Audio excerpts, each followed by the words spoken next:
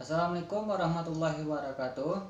Saya dari kelompok 4 ingin mempresentasikan hasil kerja kelompok kami yang berjudul Islam dan Kolonialisme Belanda di Indonesia, yang beranggotakan Rizal Zikri, Jannatul Manina, dan Fani Adibah, saya sendiri. Baik, langsung saja. A. Kondisi umat Islam pada masa kolonialisme. Alur penebaran Islam di Indonesia berawal dari bagian utara Sumatera. Kemudian Islam tersebar sampai ke daerah-daerah penghasil rempah-rempah di Indonesia Timur.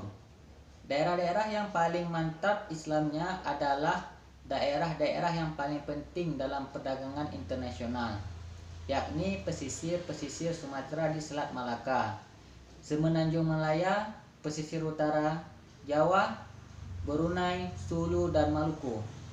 Awal abad ke-13 telah berdiri suatu kerajaan Islam di ujung Sumatera Utara. Lantas segera diusul Kesultanan Aceh yang diperkirakan telah berdiri sekitar penghujung abad ke-14 yang memainkan peranan utama dalam sejarah Indonesia.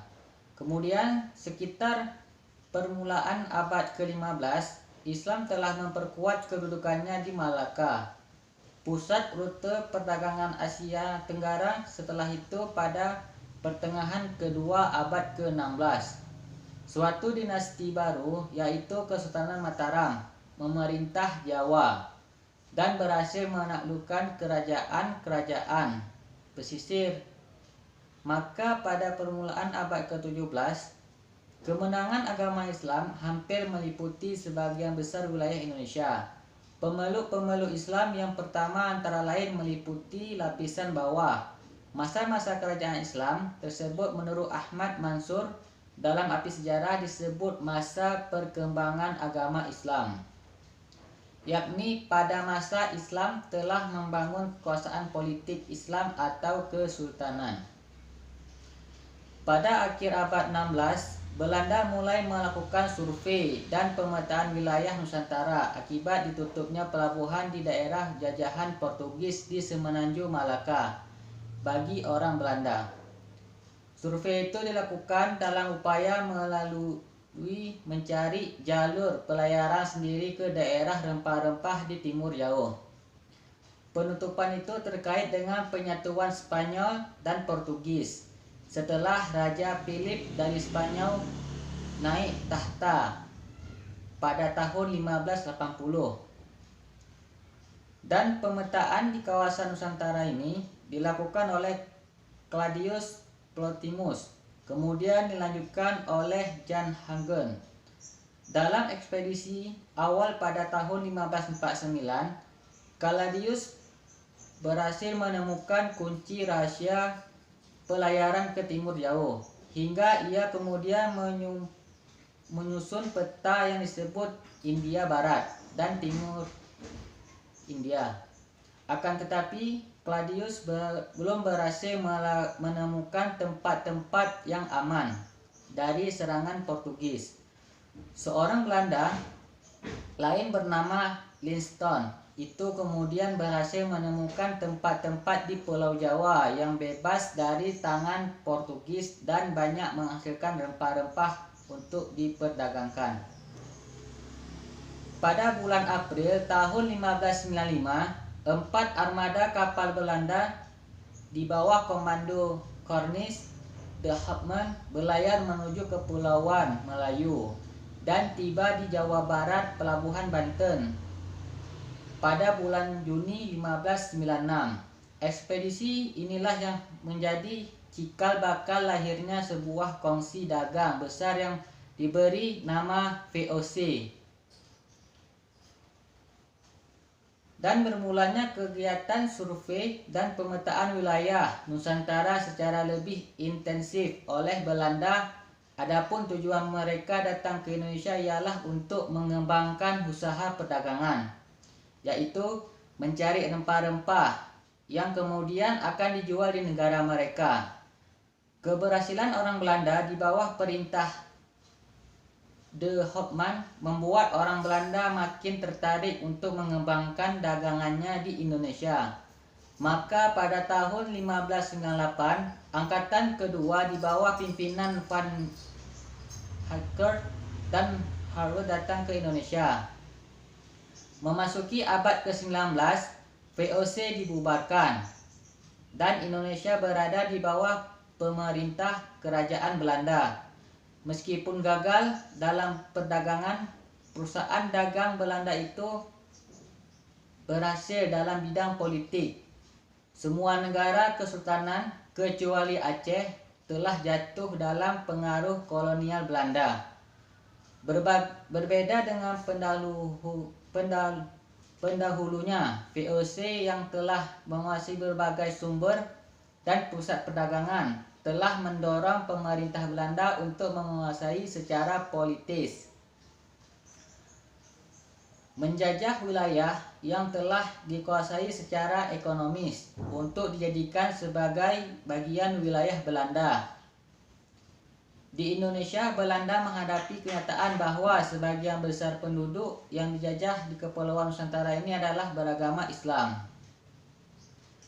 Melihat fakta-fakta sejarah, hubungan umat Islam dan Belanda tentu tidak harmonis. Meskipun sebagian dari kaum bangsawan masih berada di bawah kekuasaan Belanda, aneka perlawanan terhadap pemerintah Belanda seperti Perang Paderi pada tahun 1821 sampai dengan 1827 dan Perang Diponegoro 1825 sampai dengan 1830 serta Perang di Aceh 1873 sampai dengan 1903. Sudah dapat membuktikan bahwa kedua bangsa tersebut pernah berselisih. Hal ini terjadi karena bangsa Belanda datang untuk menjajah dan menguras kekayaan Nusantara. Sejak awal bangsa Barat datang untuk mencari menguasai sumber rempah-rempah, hal ini tentu mengganggu stabilitas bangsa Melayu sebagai pedagang, apalagi bangsa Belanda datang untuk memonopoli perdagangan melalui VOC. Hal ini tentu tidak dapat diterima oleh bangsa pribumi. Kedatangan Belanda yang bertepatan dengan pertahanan maritim dengan kesultanan-kesultanan Indonesia yang melemah, yang diakibatkan oleh peperangan yang dilakukan oleh Kesultanan Indonesia dalam usahanya menutup lautan Indonesia dari perluasan wilayah imperialisasi Portugis, menjadikan Belanda lebih mudah menguasai perdagangan di Indonesia. Sehingga pada tahun 1599 armada Belanda kembali datang ke Indonesia di bawah pimpinan Van der Hagen, dan pada tahun 1600 di bawah pimpinan Van Eyck. Kondisi sosial masyarakat Indonesia pada masa kolonial Hindia Belanda masih terbelakang karena sistem kolonialisme yang diterapkan bagi bangsa Indonesia terlalu ketat. Dominasi dalam bidang politik, eksploitasi ekonomi, diskriminasi sosial,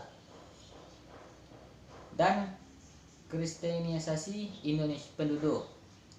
Maka bangsa Indonesia, terkhusus umat Islam, mengalami kemerosotan dalam segala aspek kehidupan material maupun spiritual.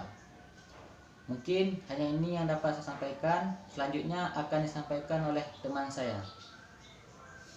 Baiklah, saya akan melanjutkan penjelasan dari Fani Adiba, yaitu B. Tujuan kolonialisme Belanda ke Indonesia. Sebenarnya kedatangan bangsa Belanda ke Indonesia ini tidak terjadi begitu saja atau karena kedatangan spontan, tapi ada beberapa tujuan yang menyebabkan mereka berlayar dan mendatangi Indonesia. Berikut ada beberapa tujuan utama bangsa Belanda datang ke Indonesia. 1. Mengambil hasil rempah-rempah. Tujuan banyaknya bangsa Eropa yang sering sekali berlayar dan mendatangi bangsa Asia yaitu mengambil hasil rempah-rempah. 2. Mempekerjakan tanpa adanya upah. Bukan hal yang aneh lagi kalau bangsa asing yang sering datang ke Indonesia melakukan hal yang tidak baik dan tidak menyenangkan. Mengapa begitu? Karena kebanyakan dari mereka saat itu cuma ingin melakukan sesuatu yang mengerikan, di mana mereka akan melakukan hal sesukanya seperti menjajah tanpa adanya kemanusiaan. Salah satunya yaitu Belanda. Nomor 3, mengambil kekayaan Indonesia dengan cara yang tidak baik.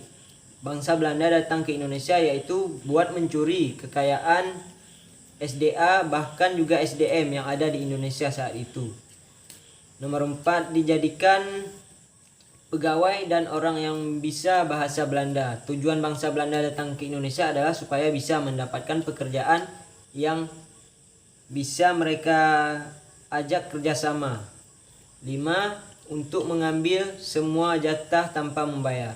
Di sini tujuan dari bangsa Belanda datang ke Indonesia yaitu cuma demi perdagangan yang bisa mereka monopoli sebisanya. Bahkan mereka akan melakukan berbagai macam hal yang mengerikan demi mendapatkan apa yang mereka inginkan dari bangsa Indonesia. Baiklah, akan disambung lagi oleh teman kelompok saya. Sekian, terima kasih. Baik, saya akan melanjutkan makalah dari Rizalul Zikri yang berjudul Kolonialisme Belanda Bersifat Merugikan. Masa penjajahan Indonesia oleh Belanda dan Jepang merupakan bagian dari sejarah yang sering kita dengar dan pelajari. Kolonialisme dan imperialisme yang diterapkan oleh pemerintah Belanda mengakibatkan perubahan masyarakat di berbagai bidang. Karena tujuan Belanda adalah untuk memperkaya bangsanya sendiri. Banyak dari kebijakan yang berlaku sangat merugikan masyarakat Indonesia di masa penjajahan. Ada beberapa hal yang mampu menarik bangsa Barat, termasuk Belanda, ke Indonesia. Pertama, tanah Indonesia yang subur dapat menghasilkan banyak rempah-rempah yang tidak mereka temukan di negara asal mereka. Kedua, Indonesia memiliki keindahan alam sebagai negara kepulauan.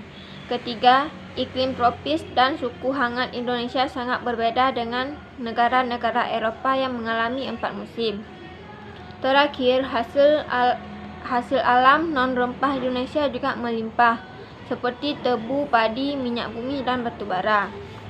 Meski begitu, ada beberapa dampak positif dari monopoli perdagangan di masa penjajahan. Pertama, aktivitas perdagangan di Indonesia semakin ramai. Kedua, masyarakat Indonesia mengetahui tata cara perdagangan. Ketiga, pedagang pribumi dapat membangun kerjasama dengan negara lain. Terakhir, masyarakat Indonesia dapat memperoleh informasi mengenai komoditas yang laku di pasaran. Tapi, tentu saja monopoli perdagangan memiliki dampak negatifnya. Pendapatan rempah-rempah terus menurun karena harga ditentukan oleh VOC. Produksi pangan non-rempah pun ikut menurun hingga terjadi kelaparan. Akibatnya, angka kemiskinan meningkat dan membuat rakyat semakin menderita. Van den Bosch selaku Gubernur Jenderal Hindia Belanda di Indonesia turut mengeluarkan kebijakan yang merugikan bangsa Indonesia di masa penjajah, yaitu Kulturstelsel atau tanam paksa di tahun 1830. Sistem tanam paksa mewajibkan rakyat Indonesia untuk menanam tanaman pokok. Tujuan utama tanam paksa adalah untuk mengisi kekosongan kas Belanda, tetapi terdapat berbagai penyimpangan dalam pelaksanaannya. Kebijakan Belanda yang merugi yaitu 1. Kerja paksa. Kebijakan kerja paksa atau kerja rodi ini mengharuskan rakyat Indonesia untuk bekerja secara paksa. Rakyat bekerja tanpa mendapatkan upah dan makan. Kondisi ini menyebabkan banyak rakyat Indonesia yang menderita kemiskinan, kelaparan hingga kematian. 2. Tanam paksa. Kebijakan ini mewajibkan para petani Indonesia untuk menanam tanaman yang ditentukan oleh Belanda. Hasil panen dari tanaman tersebut dijual kepada Belanda dengan harga yang murah. Dengan begitu, Belanda bisa mendapatkan keuntungan yang besar ketika menjualnya ke pasar Eropa. 3. Monopoli perdagangan.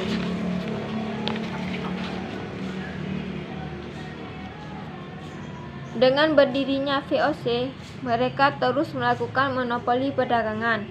Hasil dari rempah-rempah dijual ke VOC dengan harga yang rendah. 4. Perbudakan dan penyiksaan.